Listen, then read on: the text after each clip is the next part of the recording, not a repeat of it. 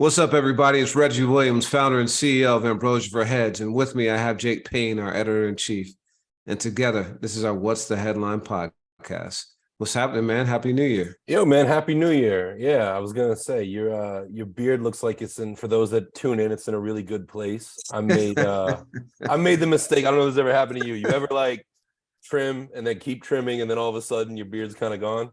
Yeah, I just trimmed it for the first time, and I usually let my barber take care of that. And there was more in the sink than I thought, but it remains intact, and I got your approval, so I guess I did okay. Man, I had my appointment scheduled like you. That is my like two things in this world that I love. I love like a good car wash, and I love going to the barber shop. And I always get a beard trim. At least over the last 5 or so years. And my lady surprised me. I had a birthday since we last done this, and she surprised me with a trip. So I missed my appointment, and my barber is so in demand, I had to wait. So did it myself, and you see what it got me. Yeah, man. Happy birthday too. How's 45 feel, dude? Man, I hope it's not that bad. It is my Larry Zonka year. It's 39. So yeah. so far, Well, I so hope you good. go undefeated this year, man. Man, I hope so. For 2 weeks into the year, I'm taking it. Yeah. Wait, were you even born when Larry's uncle was playing? The funny thing, I'm, like you, we're both sports fans. Larry Zonka, correct me if I'm wrong, is he came back like later in life for 1 year, like sort of like George Foreman, and he may have come back right around. I was born in '84, and I feel like he came back somewhere in the early '80s, early to Got mid it. for 1 year. But yeah, '84. We did a piece on the site about how that was arguably the best year ever for hip hop. it was a watershed moment because I was born. Exactly. How are you though, man? How's 2023 opening up for you so far? Yo, great, man.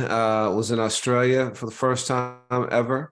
I've now hit out of 7 continents. I'm a dude who likes to complete things, so I'm starting to think about, man, should I take that trip to Antarctica? But we'll see. But yeah, it was great, man. It was great. That's crazy. Yeah, a girl I went to high school with was living in Antarctica for a minute. I have no desire to go, and I've only been on 2 continents, but I'm going to keep changing that. Yeah, for sure. Yo, man. Well, it's been a pretty active 2023 so far in hip hop news. We haven't done like a regular podcast in a minute. We've done thematic ones for the last couple episodes, but we got a lot to talk about. But anything you want to kick off with? You know what? We won't spend time on it, but I just want to say rest in peace to Gangsta Boo. It was 2 years ago when we learned we lost MF Doom on New Year's Eve, and I was wearing an MF Doom hoodie yesterday. That loss continues to reverberate, and 2023, even though it's nothing but a day in the year, I think we all want new energy, positive energy, especially with all the death and tragedy in hip hop and rap music. And getting that news on New Year's Day was rough, man. And, AFH had covered her. I had met Boo once or twice at events, and just would be remiss not to just start there. Yeah, for sure, man. It seems to happen a lot around the holidays. There's never a good time for it, but definitely even more painful when lots of people are kind of shedding the old and like diving into the news. So yeah, that was real hard news, man. Really, really hard news. Yeah, I mean, from that, I think some good news happened. And, De La Soul gave us a firm date that their first 6 albums will be on the DSPs, which is massive. I've said it before on this platform. My two favorite hip hop groups, period, or any groups, are Gangstar and De La Soul, and it goes back and forth. And it was summertime of 2021 that they announced that it would be coming soon, and they thought by the end of the year, somewhere in November, December. That didn't happen. And, as I was just scrolling, the socials, as so many of us do, last week we got word that March 3rd of 2023, it all kicks off, and it looks like there's maybe a more intensive rollout than that. Yeah. And we saw a release saying that they picked that day intentionally because supposedly 3 Feet High and Rising was released on March 3rd of 1989. And so, 3 is truly the magic number for them. And I think it's kind of cool. They released the magic number actually on streaming services on Friday. So it's the first Laylaw music from the Tommy Boy collection, because they've had albums, subsequent to that, the Grind Date and the Anonymous Nobody. Yep, the Nike But joint. Yeah. yeah, but their Tommy Boy catalog, which is one of the greatest runs that any group in hip hop has ever had, has never been available on DSPs. So to get that was amazing. That song was featured in the end credits of Spider-Man: No Way Home, which is gigantic. I'm sure they got an incredible check for that.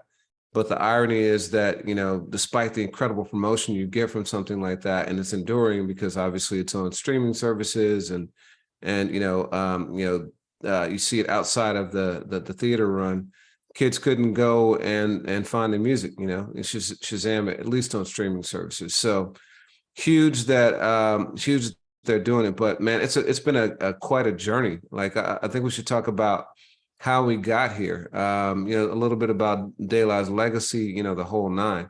I know they're near and dear to your heart. Yeah. Would you say they're top?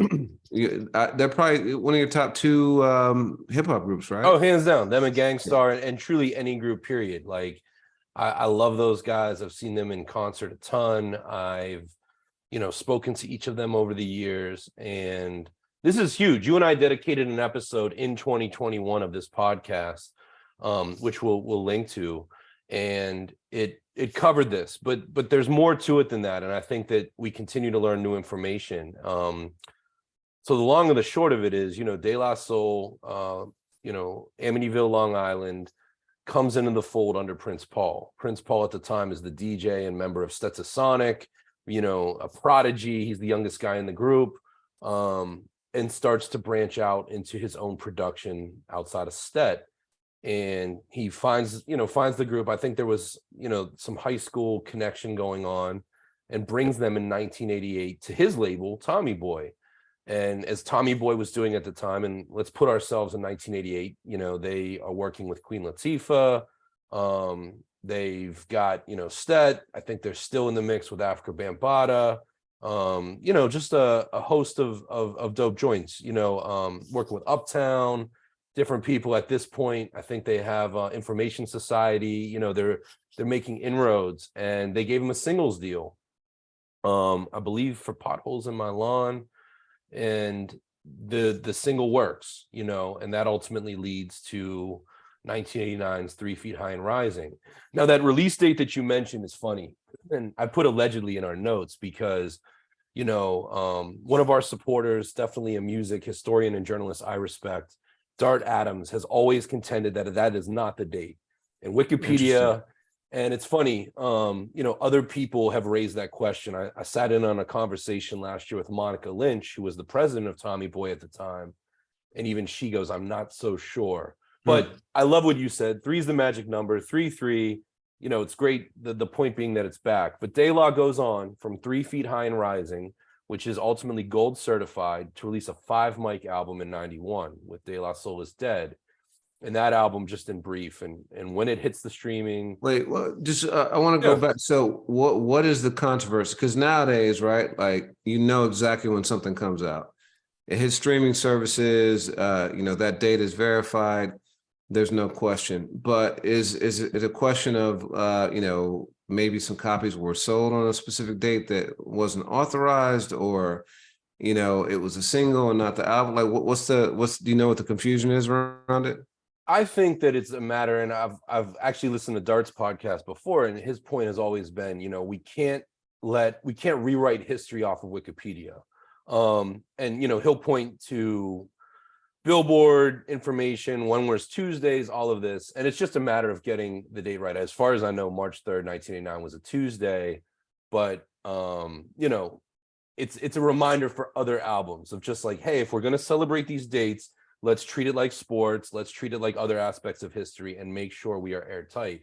And I think Laylaw continues to be one that there's a little bit of debate about. Maybe it was February, maybe it was, something like that. So got it. Okay. And I asked the guys, so Tommy Boy, and I said this in 21, we'll get to in a second. Tommy Boy brought me in 2019 or 2019, I think, 2018, 2019, to help speak to Laylaw when they were originally going to reissue this. And I asked all the guys, and they couldn't say for sure at that time. But, Laylaw puts out this album, and 3 Feet High and Rising, much like Public Enemy's, it takes a nation of millions, much like Beastie Boys' Paul's Boutique. It ushers in a new level of sampling of, instead of grabbing just like a James Brown break or, a Joe Cocker riff or, so on and so forth. It's a series of samples. And in 1989, that didn't matter as much. I mean, hip hop was coming out left and right, and people were taking small and big pieces. And it really wasn't the litigious place that it became. Also, that album, I'll use your phrase, as a lean back experience. You put it on, and sure, there's singles and there's songs that jump out, but it's really designed to be an album. There's skits, there's characters, there's unique slang. So they do that. And at the time, the mainstream media kind of portrays De La Soul as these hip hop hippies. You look and there's flowers, in the artwork and the videos. These guys are not menacing. They're super approachable. So they strike back 2 years later with De La Soul Is Dead, kind of reframing who they are. And that album has a similar sample and skit approach, but it's a little bit more assertive of like, yo, we're not PM Dawn. We're not, don't get us confused with other aspects of this. And I've often contended that may be the greatest hip hop album ever made, for me, subjectively. I love De La Soul Is Dead. I believe it deserved every one of those mics. So they do that. They move on 2 more years later to Balloon Mind State. It might blow up, but it won't go pop. And that, at the same time as Tribe and Gangstar and Diggable Planets, that's a true jazz hip hop album. It's still Prince Paul, but they brought in like Maceo Parker. There's definitely just a strong jazz undertone. And as I've gotten older, it never seems to be the favorite in the conversation, but I think it's just as good as the first 2.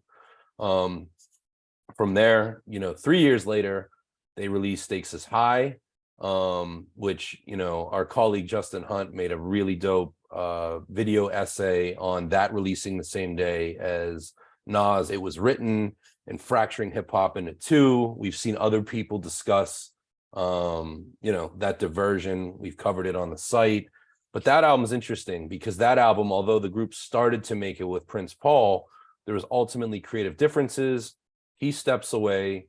De La, Maceo in particular, really came into his own as a producer, and started, really doing it. And then they bring in Jay Dilla, who in 96, is also working, he'd come off of work with Mad Skills and Farside, but that year he's working with Tribe, Q-Tip extensively, and makes, title track in the remix. That's insane. A lot of people would say that that's the best, and De La continues to evolve. And then after that, that's 4 albums deep. There's 2 more with Tommy Boy in the at the turn of the millennium, the AOI albums, which I would also agree. I mean, De La Soul has never had a weak link, in my opinion, when the 3 of them make music together. And those AOI albums, the first one we can remember, had Ooh with Redman, which, I believe Rockwilder produced. De La evolved into the sound. And although Tommy Boy was distributed by Warner, I would say that label was differently suited than your Universals and your Interscopes and your Sonys at that time. And De La continues to stay in the conversation. Those albums had a lot of depth. And then they came back with one more, Bionics. And in that time, after Bionics, Tommy Boy's catalog was sold to Warner Music. I forget for the amount. And De La was in limbo for a while. I actually recently reread an MTV article that they thought they would put out the 7th De La Soul album through Warner, through I think it was even like Asylum or possibly Atlantic, one of those Warner subsidiaries. And ultimately they ended up leaving the label. They self-released The Grind Date, as you mentioned, in 2004. So you're looking at a couple more years removed, and that was put out on Sanctuary, which was Matthew Knowles' Beyonce's father's label for a minute. And then they've really just changed the model. They partnered with Nike for when Nike was doing those RUN mixes. They did one with like LCD Sound System. and they did one with them and Laylaw, and it's basically one track that plays the whole way through. That is not on streaming services. I have the CD downstairs, but that's harder to find. And then more notably, in 2016, they released an album that they funded a year earlier. They put up some money, they put up a post and they said, we need, what was the total? Was it 200,000 they wanted? They wanted $110,000. 110. That's yeah. right. It was a weird number. Yeah. And they were like, look, we're not hard up, but we want to do this right. We want to use proper studios, pay those people involved. And if you, the fans, show us that you want this album, we'll make it. And they got over 6 times the amount that they asked for, with some really cool perks in there. I remember one, because at the time I'm looking, and like one was, you can go record shopping, I think with Maceo. One of the guys was giving to certain donor levels a collection of boom boxes. They had really, really cool packages in there.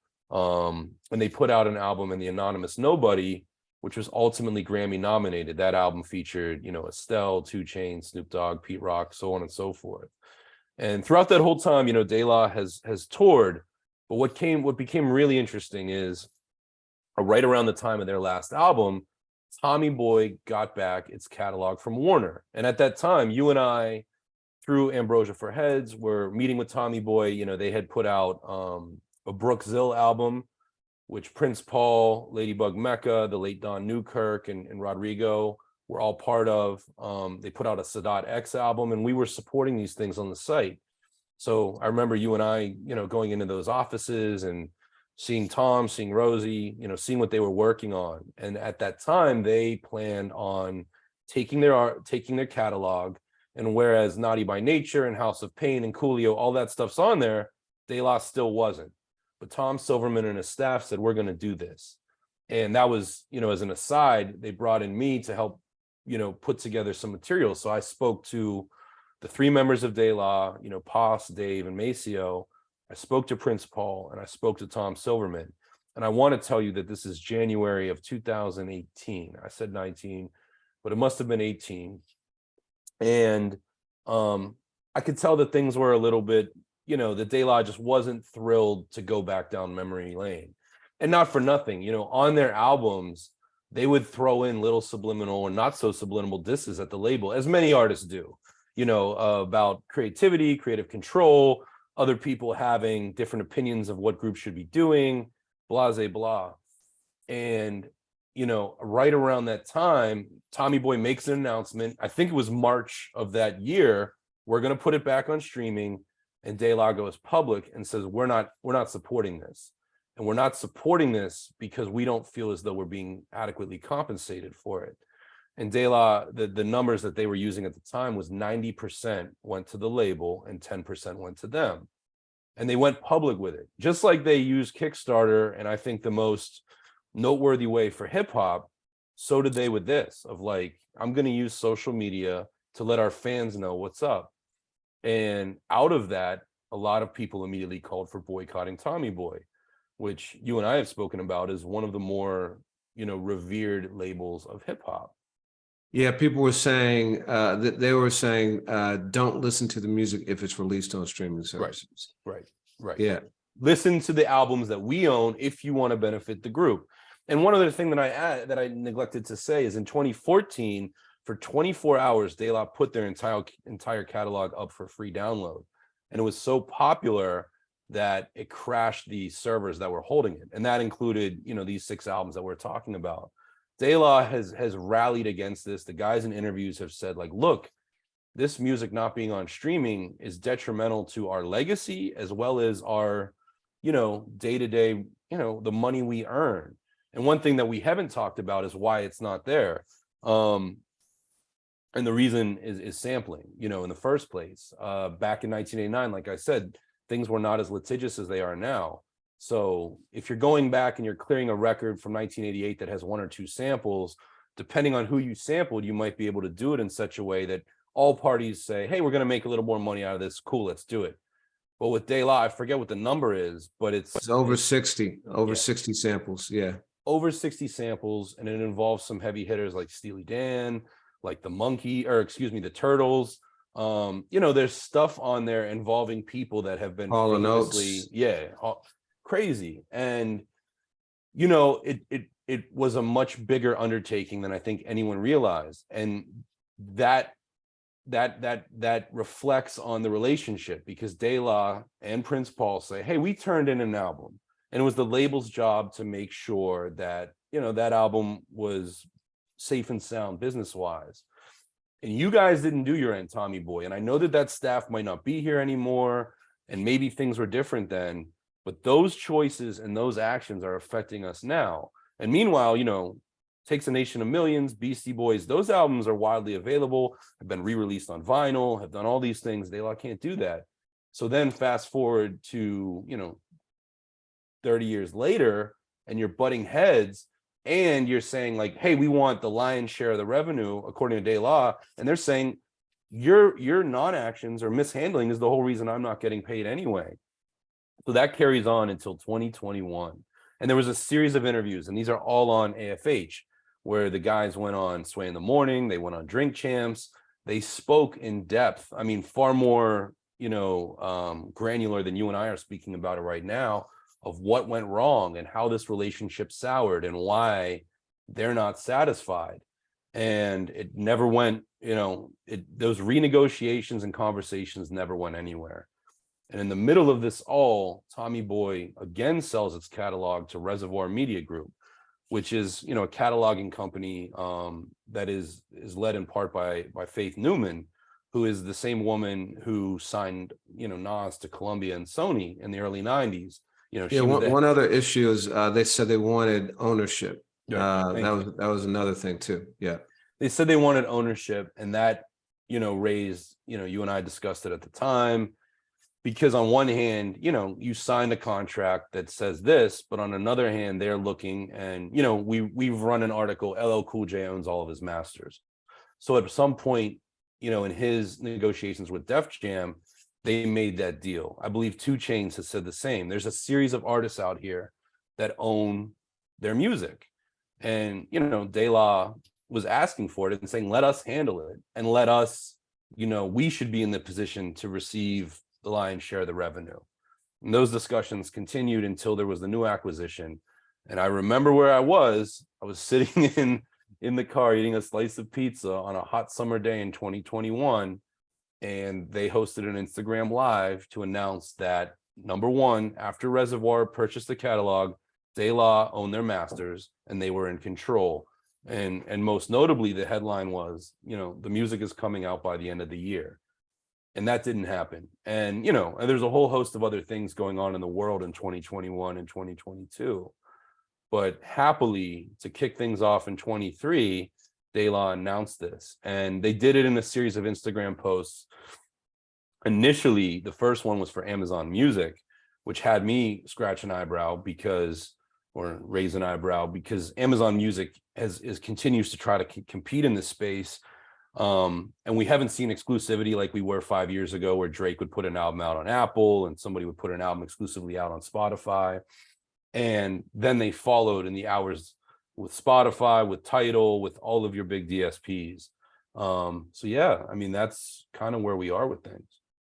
Yeah, you said Reservoir was led by their A&R and creator for that is Faith Newman, who was the A&R for Illmatic. And so when I heard that she was the one kind of shepherding it, I had a lot of faith, pun intended, that this was going to get done. I'm glad to see it happen.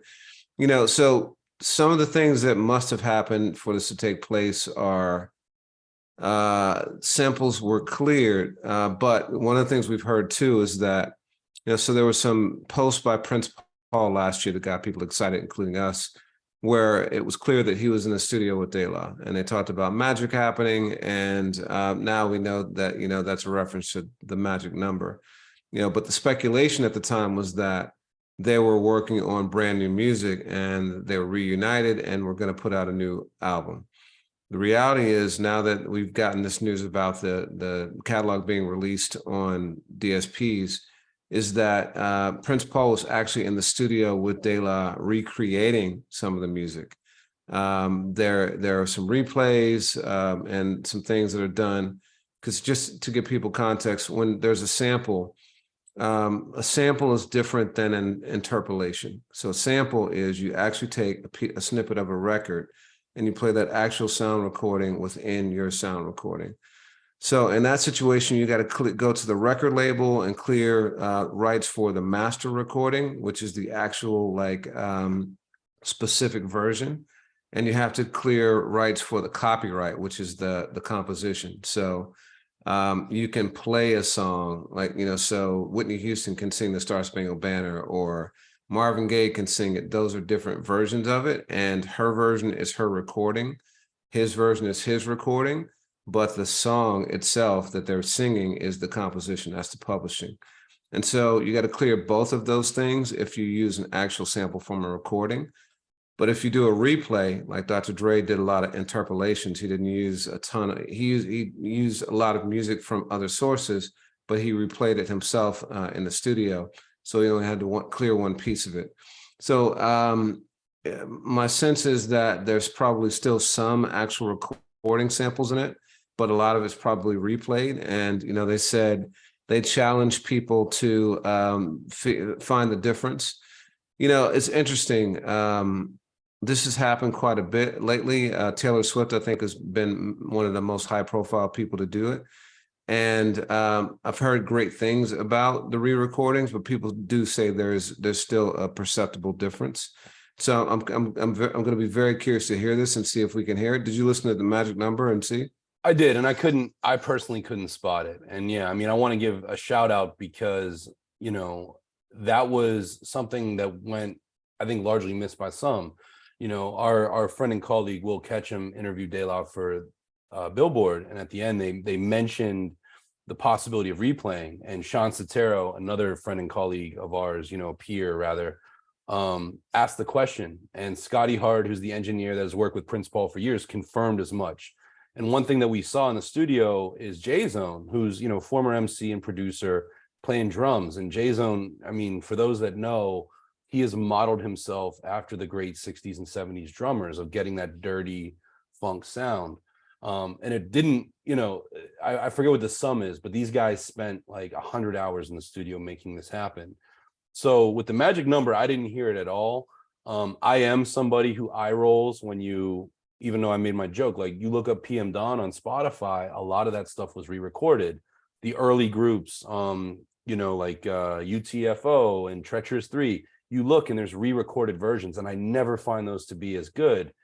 But to your point, I think of Dre and true interpolation, Dre having that band of Carl Butch Small and, L.A. Dre and Stan the Guitar Man, like people that could play this stuff, you'd be hard pressed to know the difference. So I'm very optimistic, and I still do believe there's samples on here because it's certainly like the work that Tommy Boy had done initially. And more recently, I would imagine that holds despite the reacquisition. Yeah, I want to go back and listen to the Magic Number carefully and compare the two. I'm not even sure that's one of the songs where there is a replay. But when we get the whole thing, it's going to be interesting. So before we dive in more on this, what's your favorite De La album from that catalog? I would say today it's De La Soul is Dead. De La Soul is Dead. What about you? Yeah, I love that. Man, I'm torn. I really like De La Soul is Dead. Stakes is High. There's songs on there like that song and The Business, which I think are top tiered, like De La catalog across the board. I think as bodies of work, my favorite two though are the AOI albums, the Art of Official, Really? the first one and the second one. Yeah. Wow. That's heavy. Yeah, I mean those albums, especially the second one, kind of get a little bit lost in the sauce. I feel like when the second one came out, Tommy Boy was in a weird place. I don't know that they necessarily got to see that through. I'm really just happy for this. I mean, I know there's people that love to say yes, but I mean, every De La song, every remix, every rarity is on YouTube. Number one, I don't believe that those guys are getting paid for that because there hasn't been, a secured digital copyright. You may know more than I do. Yeah, artists get paid for music on YouTube for sure. It's a lower royalty rate than what you get on Spotify or Apple, but they're definitely paid. No, but I mean, like, typically you'll know when it's an official upload. And I know there's like, if I listen to Everybody, Loves the Sunshine by Roy Ayers and its unofficial account puts it up, Roy Ayers' team can claim that money. Like, I know Yeah, that they there's, claim it. Yeah, it's algorithmic now. So yeah, it's usually claimed automatically.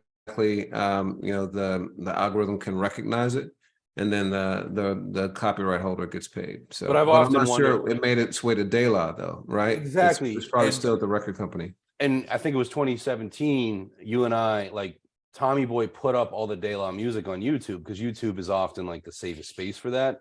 And, still, if I'm driving in my car and I'm listening to music, it's a giant pain in the ass to, try to create the equivalent of streaming an album in high quality sound, relatively speaking, off like versus having everything volumized and cataloged. So I'm super excited with this for the same reasons you said, of people, that might experience a song in a film or in a commercial, have the opportunity to hear this music. I think there's a lot of people that, because at a certain point, I remember 10, 15 years ago, you could walk into the record store and still find new copies of Balloon Mind State. All of that stuff is out of print. I have an uncle that I trade music with that has never heard these classic albums, because I'm like, yo, it's not worth me spending $40 on eBay to send you this album. Like, that's taxing.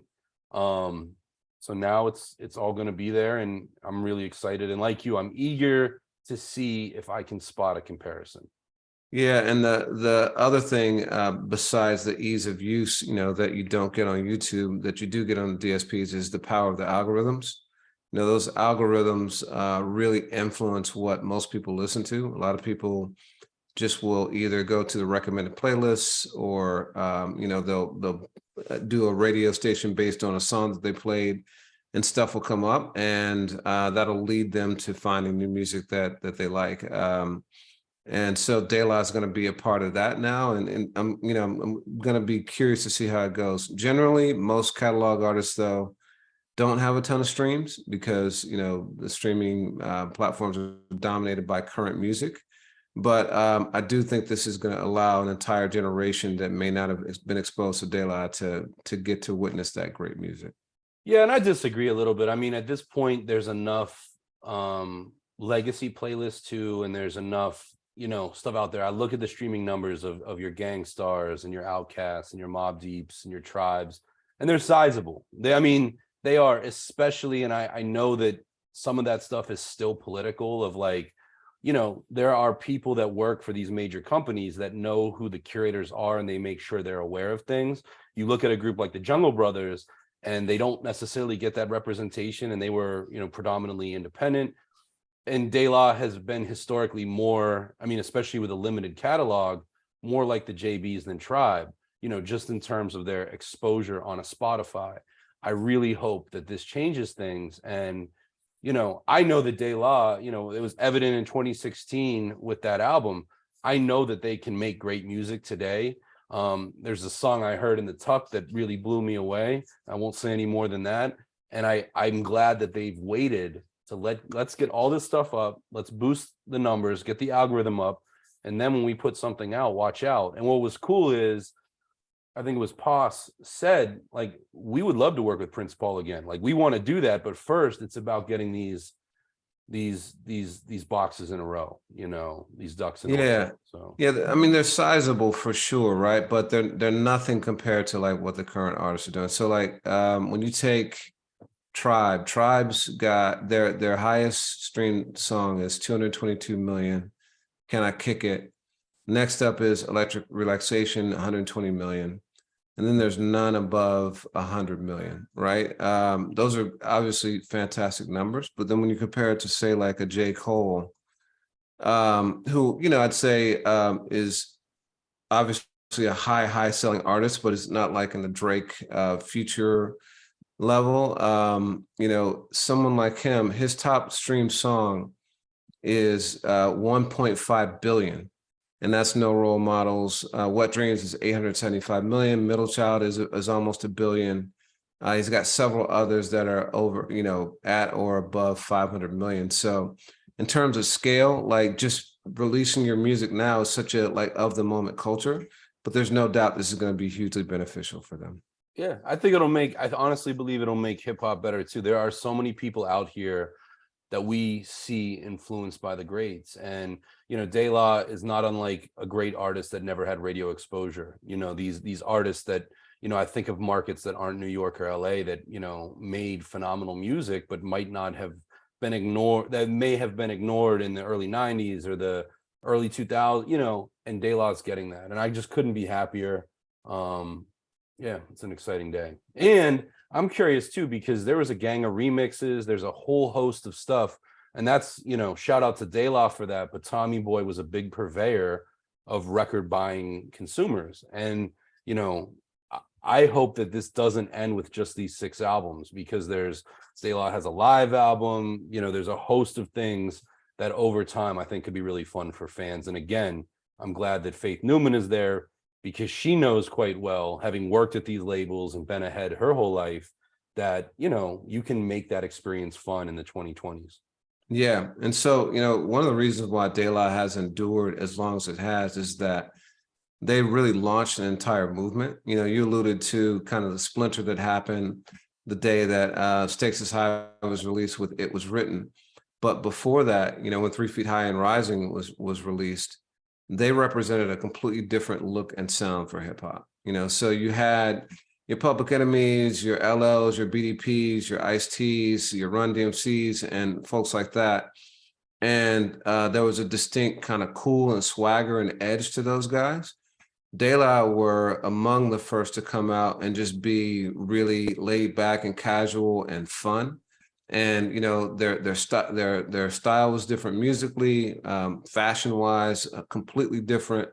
They ushered in the so-called Daisy Age of hip hop, and it wasn't just them. They brought an entire kind of collective that formed around them, and that they collaborated with, and that consisted of obviously A Tribe Called Quest, Queen Latifah, Chi Ali, Jungle Brothers. as part of Native Tongues, Jungle Brothers, and Black Sheep. And Black Sheep has also been in the news this week for some challenges they've had with the record business too. Like De La, they feel like they've been underpaid, but they filed a lawsuit that is an absolute monster and could literally change the entire record business. They're suing Universal Music Group for $750 million in unpaid royalties. And that is an astronomical number. And most people would say, well, how is that remotely possible? How could, Black Sheep's music have generated $750 million? But it's actually much more complicated than that. This is actually a class action that Black Sheep is filing on behalf of themselves and other artists who they believe have been impacted.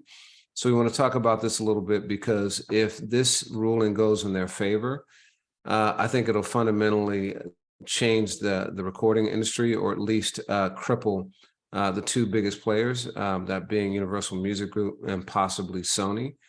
The backstory is that those 2 label groups own a portion of Spotify.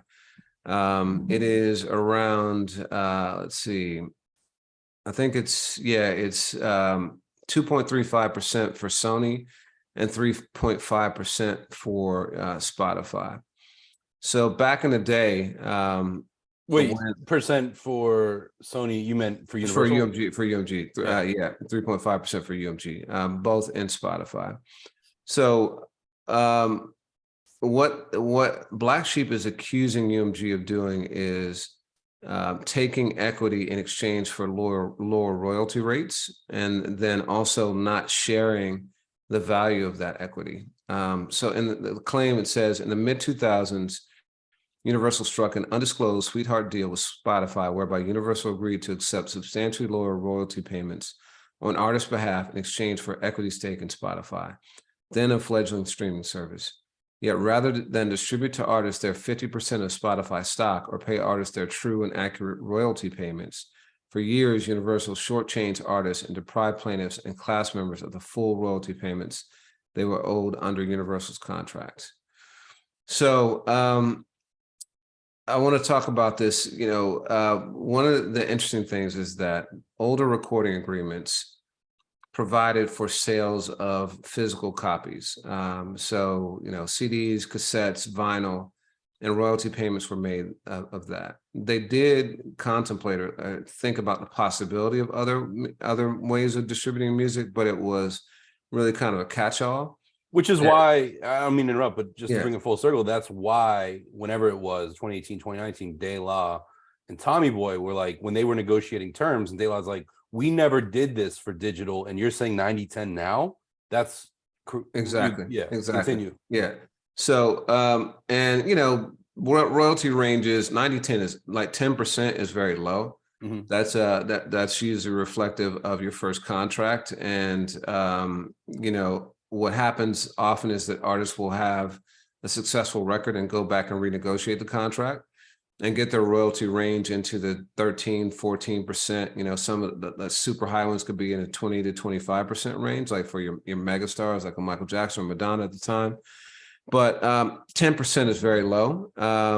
But whatever the percentage is, the artist is paid on that. I won't get into, there's all sorts of other stuff to kind of like screw the artist out of money. They get an advance ahead of getting paid royalties, but that advance is designed to cover their recording costs, their music video costs, transportation, lodging, like whatever you can think of. And then they have to recoup, meaning pay back that advance before they start to get royalties. And the trick is that you don't recoup based on the full amount coming in. So if you generate $1 million, that doesn't go toward the $250,000 advance, hypothetically. Instead, that you recoup out of the royalty that would have been paid to you. So if you get 10% and you do $1 million in sales, you've only gotten $100,000 in royalties that would be applied to that $250,000 advance. That makes sense. To use brass tacks, just as an aside, we did a story one time on the Fugees for their second album, The Score, where they took basically no advance. So that way, when that album marched its way to, millions upon millions, the numbers disputed, they cashed out right away because they didn't have an advance to pay back. Well, they cashed out right away after costs. You still got to pay the costs, but the costs are being paid from the entire pool instead of just from their small royalty pool. Well, actually, and the costs are still being paid through their royalties, but there's no advance on top of that. So yeah. Got you. So that means that but the way they did it was that you got your royalties for actual physical sales for things that they knew existed at the time, but often for new technologies or like the catch-all for new ways of disseminating music, they would say that artists would and record companies would split that 50-50 of the net profit. So after costs are recouped, they would then start to split at 50-50 after that. Okay. So what Black Sheep is saying then with this lawsuit is that the equity that they have in Spotify should count toward that 50-50 net profit, because that was compensation in exchange for the music rights. And that was never, ever distributed to artists. And so Black Sheep is not saying that they're owed $750 million themselves. They're saying that, and let me tell you where the $750 million comes from. So if so Spotify now is valued at roughly $17.6 billion. That's as of January. The stock fluctuates. It was, I think, as high as 32 billion at some point when their stock was a little bit higher. But right now it's at about 17.6 billion. That makes UMG's stake with that 3.5% at worth roughly $617 million. My guess is that when the lawsuit was filed, Spotify's stock was higher and their valuation was higher. And so the $750 billion was based on the valuation at the time of filing. But that's where that number comes from. And Black Sheep is saying that, and the way streaming royalties work is that, these label groups, Universal Music Group, Sony, Warner, independents, all have different market share. And right now, Sony's Universal's market share is, I think, it's 37.5%. It's the biggest music group in the entire industry. And so when music is played, it's paid proportionate to how many streams each individual artist has. Yeah. So to keep it simple, if you got J. Cole, Kendrick, and Future, and each are doing, and Drake has got 50% of the plays, he's going to get 50% of the music. Kendrick's got 25%, he's going to get 25%, and so forth. So Black Sheep would get a percentage of that $750 million. They wouldn't get the entire amount, and it would likely be a very small amount. But the reality is that if they were to win this lawsuit, then an entire class would benefit from this. So anybody who has a contract like that, which in truth is probably every single artist that was signed prior to when streaming launched, and they started to actually address it specifically in records to Sony or UMG. Through Sony, UMG, and Warner, and every other label, because most of these record company agreements were basically the same. The language is a little bit different, but conceptually the same rights were granted in the same economic terms. And so this means that a huge portion of artists, probably any artist who was signed prior to, let's say, 2000, 2002, is going to, and who's on a streaming service now, would be a part of the class who could benefit from this lawsuit. So it's an enormous amount of money, and could take, that number, that $750 million would then be spread out across, X amount of artists, but that would be a huge, huge hit to the record business. Two questions for you, and you're not saying it here, but I mean, you're a lawyer, you have experience in all of this, and more specifically an entertainment lawyer. Is there any, for bringing a class action suit to the table, is there any reward for somebody doing that? You know what I mean? In addition to, because I'm sure, like you, I've won class actions for a Volkswagen recall and this and that, 1-800 contacts. But for somebody who's actually doing it, is there a little extra they get from making that happen? For the people who form the class, you're saying? Yeah.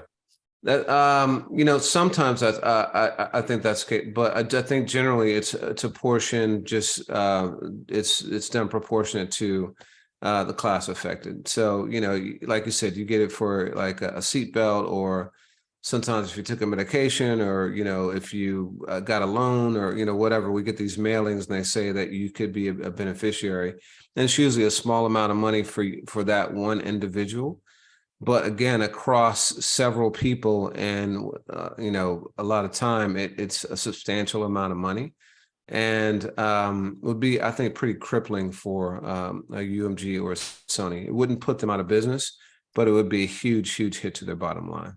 Why do you think this existed so long?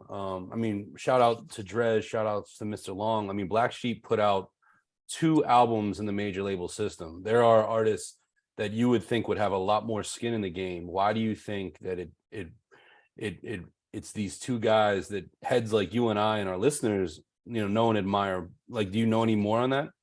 No, it's really, really curious, because again, this impacts like so many artists, thousands upon thousands of artists. Anyone who signed a recording agreement prior to that, 2000, 2002 period, when the agreement started to change.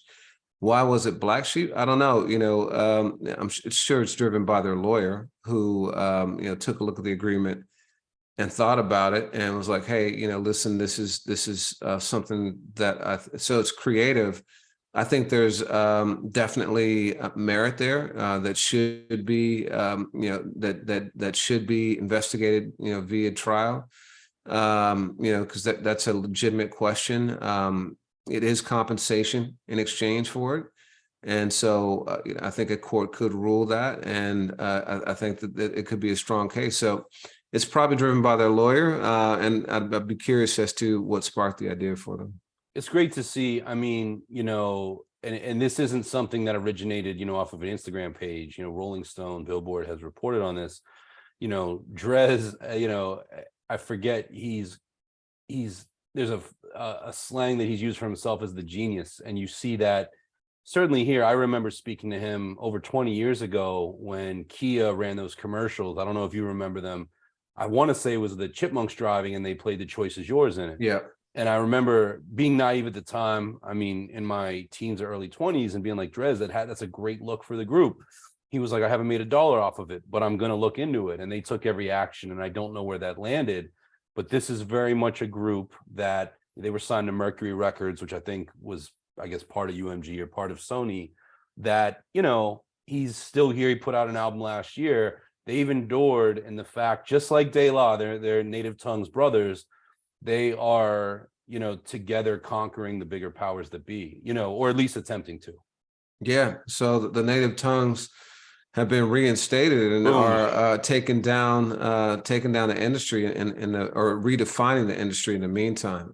So Facts. yeah, between Laylaw and Black Sheep, it's been a really, really big week for Native Tongues. Absolutely. And shout out to Moni Love and Beat Nuts and anyone that we may have forgot that was part of Leaders of the New School. Yeah. Part of that bigger movement. I mean, an incredible group. So since we're speaking about legalities, I won't dive into it as much because unlike this, it's a dead issue. But I don't know if you saw this, but during last week, as they were, you know, trying to vote in Kevin McCarthy, Marjorie Taylor Greene, a very, very polarizing politician, used Still Dre, the instrumental by Dr. Dre, in a social media video.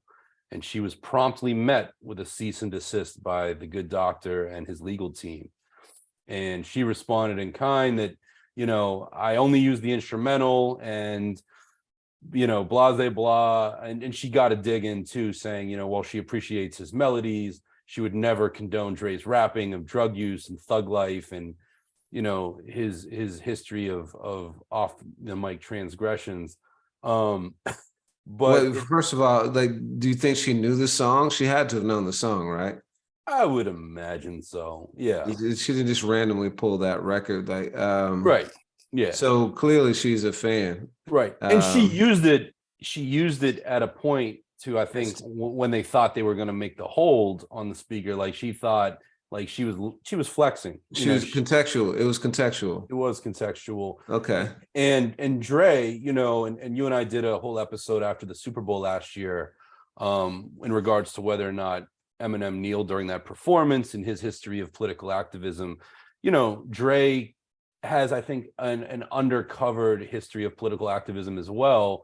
He pointed the fact that he was not okay with somebody as hateful and polarizing, you know, divisive, using his music, which I thought was interesting. I mean, over the years, you know, we've seen that. Bruce Springsteen, I think it was him that really had a problem with Ronald Reagan using Born in the USA as a campaign song. And, you know, Neil Young, we've seen a host of other people say, do not use my music for your campaigning. But it was interesting to see. And the story ends with the video being pulled. She got her dig in at Dre, but yeah, I think he may have gotten the last laugh. Yeah, that's going to be an interesting one to watch.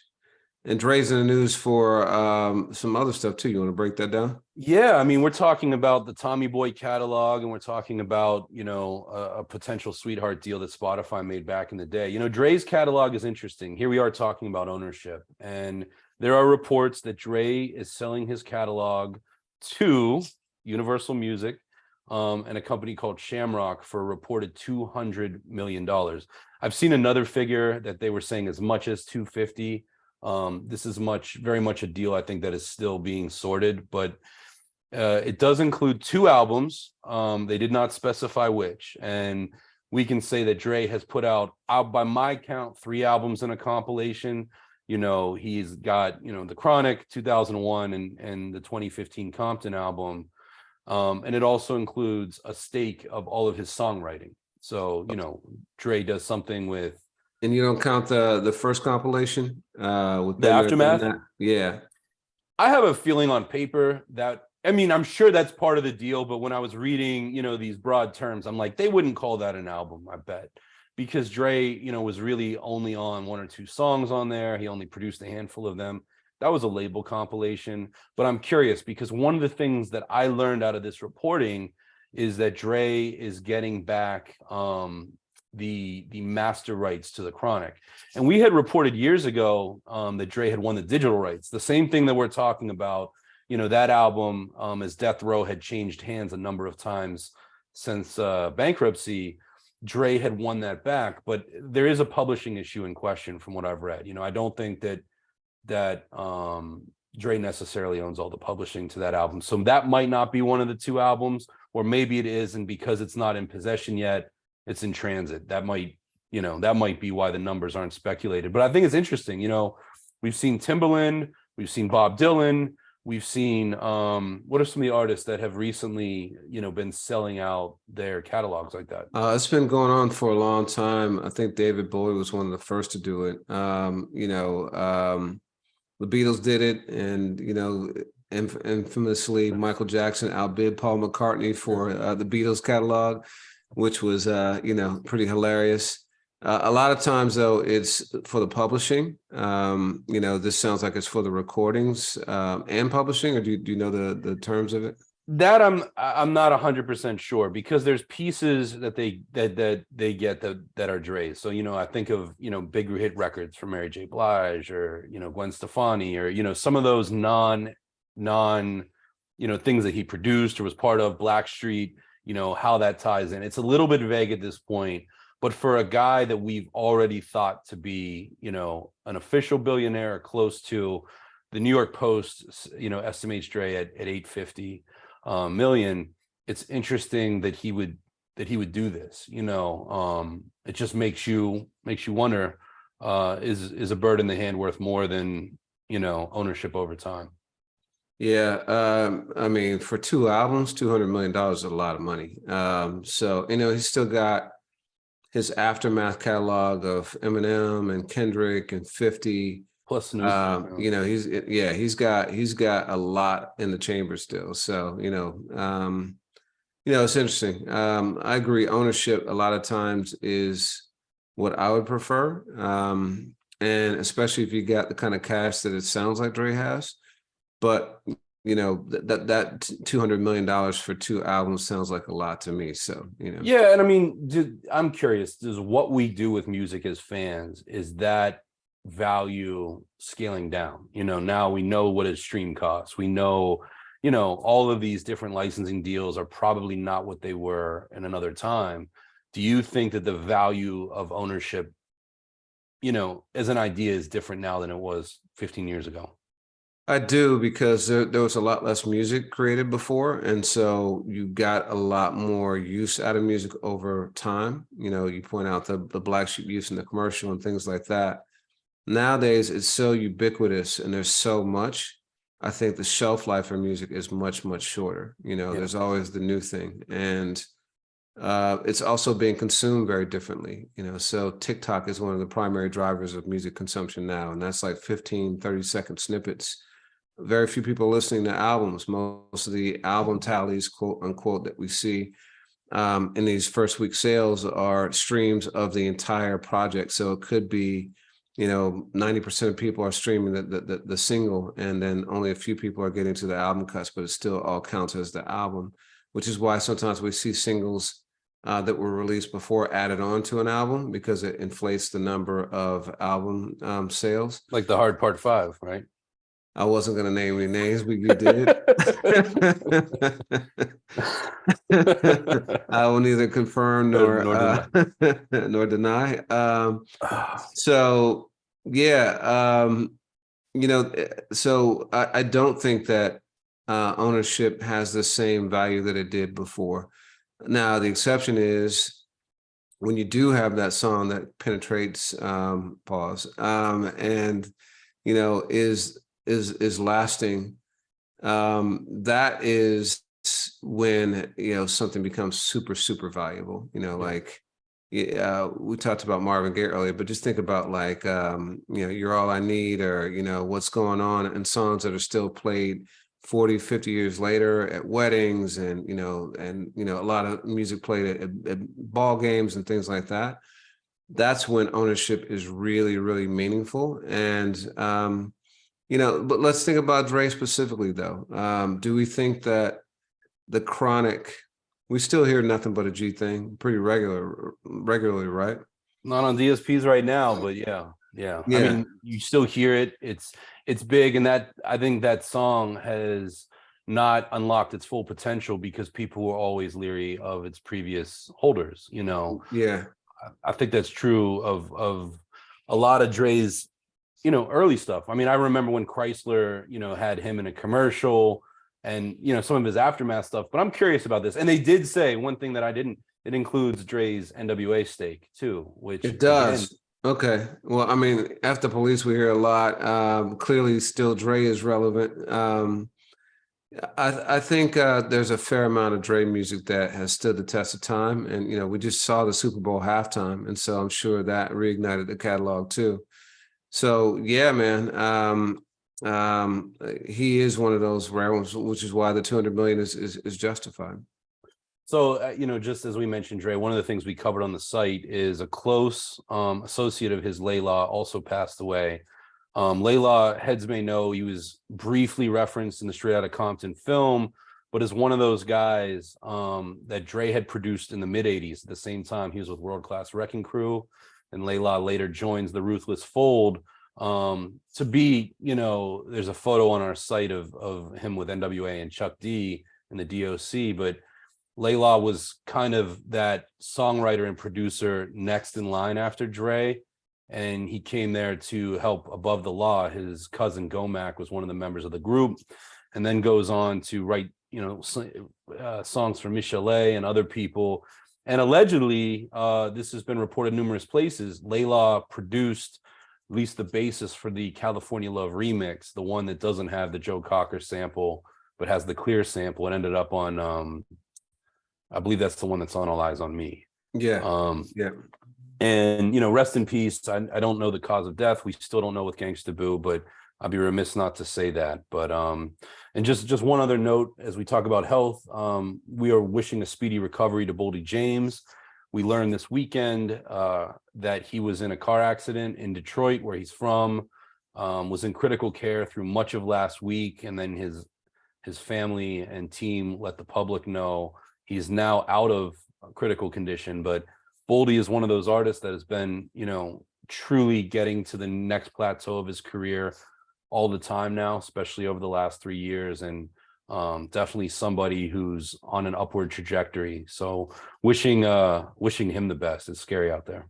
Yeah, he's one of my favorites of the last several years. When he started working with Alchemist and his Griselda stint, like I think he reached a whole different level. And he's put out several albums. He's been putting out 2 or 3 projects a year for the last several years, and just like consistent quality. So I am glad that he is in recovery and out of critical condition, but sounds like he's going to have a pretty long recovery. So definitely wish all the best to him. So there's some good news. Slick Rick is getting a Grammy Lifetime Achievement Award. It's interesting. So this has happened recently over the last few years. Public Enemy got one. Do you remember who else? Grandmaster Flash and the Grandmaster. Furious Five. Yeah. Salt and Pepper, I believe, if I'm not mistaken. And yeah, and there's one other. It might have been Run DMC, I want to say. So there's, it's fantastic that this happens. It's kind of bittersweet because these are all people who likely did not receive a Grammy when they were releasing music that was definitely Grammy worthy. And so this is almost kind of a make good. So I guess better late than never. But, we talked a month or so ago about the snubs, like the JIDs and with Busta Rhymes a couple of years ago and so forth. I don't think it ever fully removes that sting of not getting the proper recognition at real time. But it's fantastic that Slick Rick is getting this. What do you think drives the timing of it? It's weird to me because it's not like something newsworthy happened for any of these artists. That it's just like, just pick a name out of a hat and like, this is the person we're gonna go with this year. What do you think motivates it? Yeah, and those names I said are exactly who's received it before. It's interesting because on one hand, we continue to get closer and closer. Like Rick's debut album is 88. Now, mind you, the show had been out 3 years before that. But it's interesting because we're not still covering all of the first wave pioneers. We're starting to move into second wave. And, I don't see any, I guess 88, what is that now? 35 years for 23. I don't know, but I do 100% believe Slick Rick deserves it. I think it's really cool to see. This is the first time we've seen a solo artist get it from the Grammys. I think we see that a lot, with the BET, Icon Award and different places. I'm happy for Rick. But yeah, it was a bit of a puzzler for me as well. Yeah, but awesome. One of the pioneers of storytelling rap. Certainly one of the best to do it. I don't think the Ice-T gets enough credit for that either. 6 in the Morning was incredible. Same with Schoolie D. PSK was a great story too. So Dana Dane. I mean, there's so many of them, but I mean, we Slick are. Rick, elevated it to an art form and is known as the storyteller. So yeah, he is, man. I mean, yeah, it's absolutely. And I do think, our colleague Justin Hunt made a point, that this does, whether officially or unofficially, coincide with Hip Hop 50. And I'm glad that there's representation this year. Slick Rick, everything about him is hip hop, the way he dresses, the way he talks, the way he moves. So I think it's a win, and I hope that part, is televised. I'll be curious to see next month. Yeah, for sure. Well, there's also been some new music that surfaced. I got I got wind of this, that Skyzoo was releasing an album called The Mind of a Saint, and that it was going to be based on the show Snowfall. But I didn't listen to it until Saturday. It dropped on Friday. And I started listening, and I'm hearing snippets of Franklin Saint talking, and I'm starting to understand. And then I go back and read the full concept. But Sky basically created an entire album that is from the perspective of Franklin Saint, who is the main character on Snowfall. Snowfall is a show that's loosely based on how the CIA flooded LA with crack back in the 80s in order to raise funds for the Nicaraguans, the Iran-Contra exchange for weapons. So Something I learned about through hip hop, by the way, but continue. Is that right? Yeah. It sounds crazy, and it sounds fiction, but this is stranger than fiction, and it really happened. But it's I feel like Paris put me on, but keep going. Yeah. So Sky not only is assuming the character and his mindset and characteristics, but he's also delving into like specific plot points and storylines and discussing what Franklin is thinking in these situations, and he's doing obviously in a way that is based on rhyming and rap structure. So just a massive undertaking. And we've seen people do this before, like Jay-Z did it with American Gangster, but I don't recall him assuming the persona of Frank Lucas. I think it was just music inspired by it, and it was Jay kind of rapping, influenced by the movie. But to assume the full character, I think is really, really dope. Musically, is phenomenal, produced by the other guys. But have you gotten a chance to check it out? I have. I've listened to it now 5 times. It's definitely, we were just talking about this at the end of 2022. Like every year I start a list of the great albums, and this was the first one I got to put in. And shout out to Sky, and sort of like to finish a point you were making, like with Jay and American Gangster, I think, that character and the persona, at least that Jay was leaning into early in his career for those first 10 or 15 years up till 2007, there's an overlap there. For Sky and this character, and he was actually talking about this over the weekend on Twitter quite adamantly for anyone that confused it. These are very different people. I mean, Sky has never been, what I would call a coke spitting, coke MC. He doesn't do coke rap, but he seamlessly created this narrative. And I think even so, full disclosure, I've seen a few episodes of Snowfall. It's one of the things I plan on doing, in the lull of this winter. I still could appreciate this album enough to keep coming back to it. I think the production is phenomenal. I think there's jewels of wisdom there. And even if you've not seen the show, it is a great, personification of a character. And I applaud Sky, and he's done these things before. Let's not forget, he did a third Friend or Foe, like taking on the son of the guy that Jay killed in Friend or Foe 2. Like, Sky is an imaginative, cinematic dude, and this album really, really holds up. And I've been a fan of the other guys for some time. They've worked together before, on Lucy's and stuff like that. And this is something to check out. And if I would recommend the 2 joints you put on our playlist actually to start. Check those out and then swing over to the album. Yeah, his last album was All the Brilliant Things. Incredible. One of my favorite albums that year. We had the pleasure of interviewing him. You can find that on our YouTube page. But that one was all about gentrification. And interestingly, he had I Was Supposed to Be a Trap Rapper was one of the songs on that. And so, he gets to rap about the trap now via a Franklin Saint and do it artfully. But yeah, really dope. Yeah, and I mean, I think that he's one of those guys, not unlike Kendrick. I mean, if you listen to Skyzoo, and I have been doing that for almost 20 years now, he's definitely somebody who grew up in an environment where he was paying a lot of attention to what's going around him. So on one hand, it's not the character that we're used to hearing, but it's not a reach either. Like, he gets this stuff. So yeah, great album. The other new music that I'll talk about is Black Thought, an artist just like Sky. Sky has been in the AFH list of best albums. I just looked at this.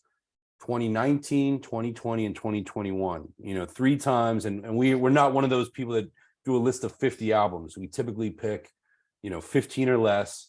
Sky's on a tear. Black Thought, I mean, to the surprise of no one, is another artist that when he drops, it's a stop what you're doing moment. And just coming off of Cheat Codes with Danger Mouse in 2022, an album that I personally feel deserved Grammy recognition.